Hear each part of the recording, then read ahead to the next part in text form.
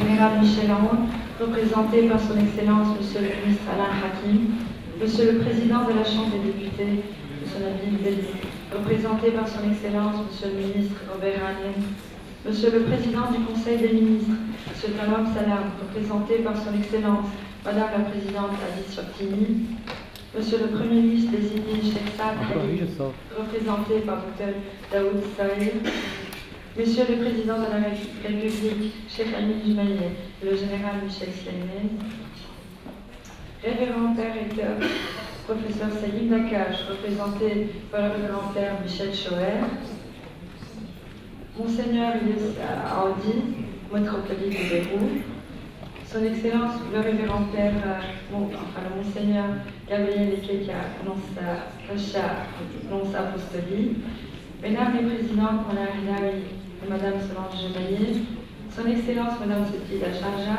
Excellences, Messieurs les ministres, députés, ambassadeurs, Révérend Père Recteur, Messieurs les Présidents et les Présidents du Conseil constitutionnel et du Conseil d'État, Monsieur le bâtonnier de l'Ordre des avocats de Beyrouth, Monsieur le bâtonnier de l'Ordre des avocats de Tripoli, Messieurs les bâtonniers et Messieurs les membres des conseils de l'Ordre, Mesdames et Messieurs, bonsoir et bienvenue à l'Université Saint-Joseph au campus des sciences humaines. Voilà, cette rencontre, hommage à son Excellence M. Najjar, à l'occasion du centenaire dans les sentiers du droit et de la parution donc, de 3 volumes écrits de droit privé. Nous commençons notre cérémonie avec le mot de notre recteur, donc le professeur Salim Dakash, qui est représenté ce soir par notre vice-recteur, le professeur Michel Schoer.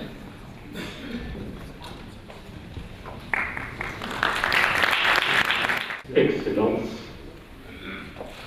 chers amis de son Excellence, Monsieur le professeur Ibrahim Najjar, chers maîtres, je précise en commençant que les propos que je vais tenir sont ceux de notre recteur, le professeur Salim Dakash. Je ne suis que son modeste interprète.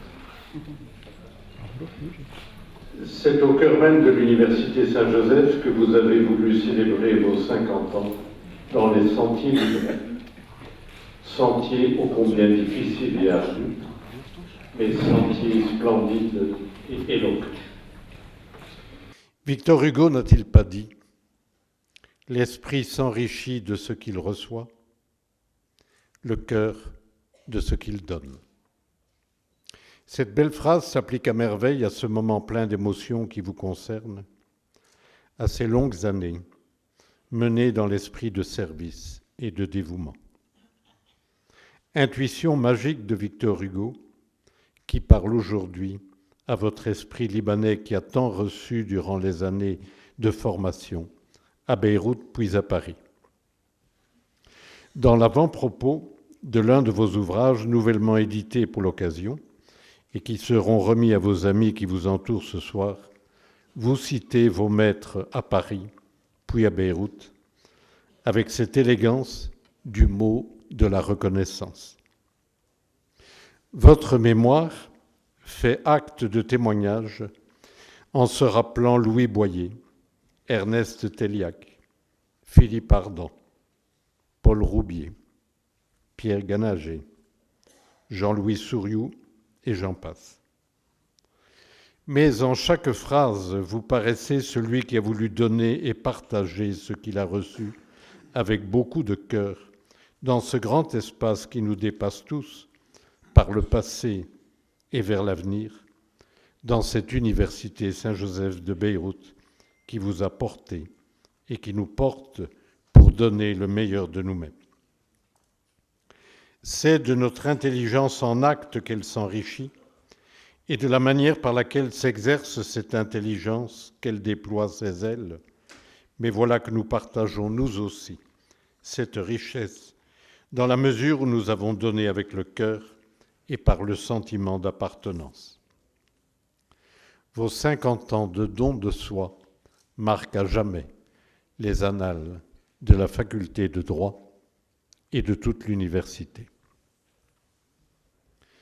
Cher ami et ancien de l'Alma Mater, et plus précisément de sa faculté de droit, la richesse de ce moment que nous vivons ce soir n'est que l'expression de ce que votre cœur, fait d'affection, d'engagement, de compétence et d'intelligence, a donné sans compter. N'est-ce pas là le propre et la définition de l'amour qui est notre et votre conviction, après avoir retenu la raison comme voie à parcourir? Cher maître, je ne risque point de parler de la science du droit que vous avez pratiquée, de peur de sortir de la voie droite. Mais les différents témoignages de ce soir, du ministre Tabara, du président Ghanem et de maître Alexandre Najar, et surtout celui du professeur François Terré, qu'ils soient tous remerciés ici, parleront de votre finesse et de votre adresse dans la position des principes, dans l'élaboration des concepts, dans le maniement des syllogismes et dans la justesse des jugements et des conclusions. Aujourd'hui, la sérénité qui se lit sur votre visage nous dit que l'esprit est bien vivant, toujours passionné pour accueillir le nouveau et reconnaissant pour ce qu'il a reçu et reçoit encore comme intuition qui se transforme en méthode et en savoir. Votre sérénité légendaire nous dit bien tout ce que votre cœur a donné généreusement, de telle manière qu'il s'est enrichi de tant d'amitié qui vous entoure ce soir, de reconnaissance qu'on vous manifeste à chaque instant et de soutien dont vous assurent vos nombreux disciples et vos collègues qui vous ont montré le grand respect, dû à celui qui les a unis par le meilleur des mots, celui de la confiance et de l'encouragement. Nous savons tous que vous êtes un homme passionné, de cette passion qui marque les générations, les esprits et les cœurs. Pour terminer, je ne peux achever ce mot qui a cherché à exprimer toute la reconnaissance de la faculté de droit et de l'université à l'égard d'un maître, sans évoquer encore deux aspects. Le premier, pour souligner combien ces 50 ans de vie active d'un maître ne peuvent être qu'un exemple pour les générations à venir de ceux qui sont appelés à ne pas être seulement des enseignants, mais aussi des chercheurs, des maîtres et des pédagogues soucieux d'une véritable transmission de leur savoir. Un exemple aussi pour les générations actuelles et futures de nos étudiants qui n'ont pas besoin de répétiteurs, mais de leaders qui les guident vers le beau, le vrai et le bien. Le père Ducruet avait bien raison lorsqu'il vous poussa à prendre en charge les cours que vous aviez commencé à dispenser. Le deuxième aspect que je ne peux oublier d'évoquer est le fait que vous avez été, et vous êtes toujours, porteur de belles et vraies causes. La cause de ce Liban et de sa liberté, pour laquelle vous ne cessez de militer. La cause de l'abolition de la peine de mort, dont vous êtes le porte-parole au niveau local et international. Et la cause de cette communauté chrétienne du Liban, qui doit agir de concert avec les autres communautés pour l'édification de l'État, afin qu'elle demeure vivante et forte. Ce Liban, vous avez toujours clamé qu'il était et sera notre espérance d'hier et surtout d'aujourd'hui, par notre combat pour la justice et l'intégrité. Puisse cette espérance de plus d'État et d'un véritable vivre ensemble se réaliser aujourd'hui et demain, dès le moment où le gouvernail de la République a été confié à son capitaine, à qui nous souhaitons réussite pour que le Liban retrouve sa bonne santé. Cher maître, 50 ans, c'est peu dans la vie d'un entrepreneur. La moisson n'est pas terminée, nous le savons.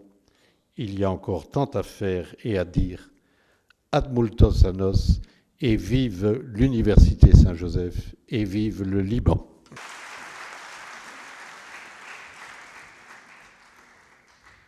Et nous poursuivons avec le mot du professeur Madame Léna Ranagé, doyen de la Faculté de droit et des sciences politiques. Excellences, Monsieur le vice-recteur, Mesdames et Messieurs, chers collègues, nous sommes réunis ce soir à l'université pour rendre hommage au professeur Brahim Najjar, pour célébrer avec lui, autour de lui, un cinquantenaire dans les sentiers du droit. Il y a dans ce titre qu'il a choisi lui-même, le cinquantenaire dans les sentiers du droit, comme une invitation au voyage dans le monde enchevêtré du droit. Ce droit dont il nous dit lui-même, dans la préface de l'un de ses ouvrages, qu'il y est venu un peu par hasard. Ce droit dont il nous avoue qu'il ne fut sans doute pas sa passion première. Ceux qui le connaissent un peu savent que ses passions véritables sont ailleurs. Passion de l'art et de la peinture, passion de la sculpture, passion aussi pour cette poésie qui se glisse parfois de manière inattendue dans certains de ses écrits. La passion de l'esthétique, en somme, davantage peut-être que celle du droit. L'esthétique et le droit, c'est le titre du bel ouvrage dirigé par François Terré et paru aux archives de philosophie du droit il y a une vingtaine d'années. Il y est question des relations entre l'art et le droit. Il y est question, pour reprendre les mots de Gérard Cornu, du juste et du beau. À son insu peut-être, Brahim Najjar a eu sur le droit un regard d'artiste, un regard distant, lucide, voire sceptique. S'il devait peindre le droit, il l'aurait fait peut-être à la manière de Gustav Klimt lorsqu'il peignait la jurisprudence. Il aurait montré le droit imparfait, à la manière du personnage de la loi qui occupe le dernier plan du tableau. Il aurait montré le droit tourmenté, en quête de justice et de vérité. Ce droit qui apparaît pour lui moins comme un absolu que comme une nécessité, Brahim Najjar l'aura exploré en empruntant des chemins multiples et des sentiers différents. Mais je ne pense pas me tromper en affirmant qu'il eut pour ceux de l'université une affection toute particulière. D'autres évoqueront ailleurs le grand avocat, le ténor du barreau, mais c'est d'abord au professeur de droit de l'Université Saint-Joseph, au soir du dernier cours, après 50 ans d'enseignement, que nous rendons hommage aujourd'hui. Et c'est donc très naturellement vers la faculté de droit qu'il nous faut nous tourner, car d'une certaine manière, c'est ici que pour lui, tout a commencé. Nous sommes en 1959. Ce n'est pas encore le grand professeur Najjar que l'on croise rue Yvelin. C'est un étudiant de première année de droit, dont beaucoup de jeunes grands-mères aujourd'hui, encore sous le charme, se rappellent qu'il était beau, qu'il chantait magnifiquement bien et qu'elle se prenait à rêver. Il va lui falloir pourtant, une fois son diplôme obtenu, laisser là toutes ses admiratrices et partir pour Paris, préparer une thèse de doctorat sous la direction du grand Pierre Reynaud. Il y a là incontestablement un tournant dans sa carrière, car la thèse qui est rédigée en un temps record, 1 an, le propulse très vite dans la cour des grands. Consacrée au droit d'option qu'elle fait sortir de l'ombre, elle est auréolée par le jury et lui donne très jeune, il n'a alors que 25 ans, une notoriété qui ne le quittera plus.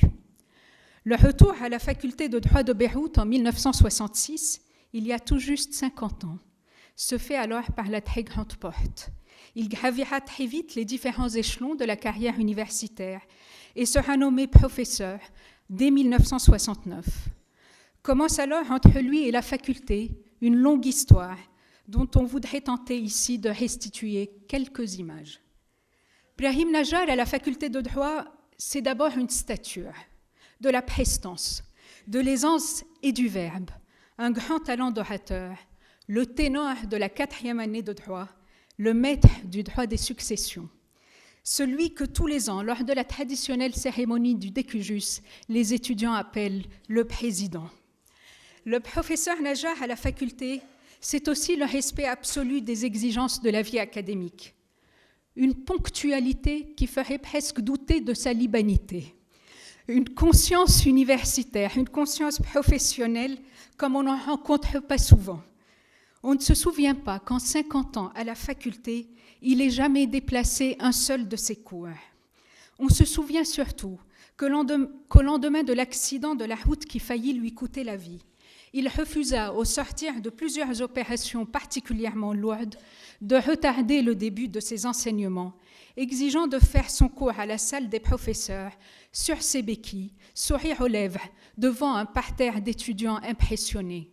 Leçon de droit, leçon de courage, leçon de vie.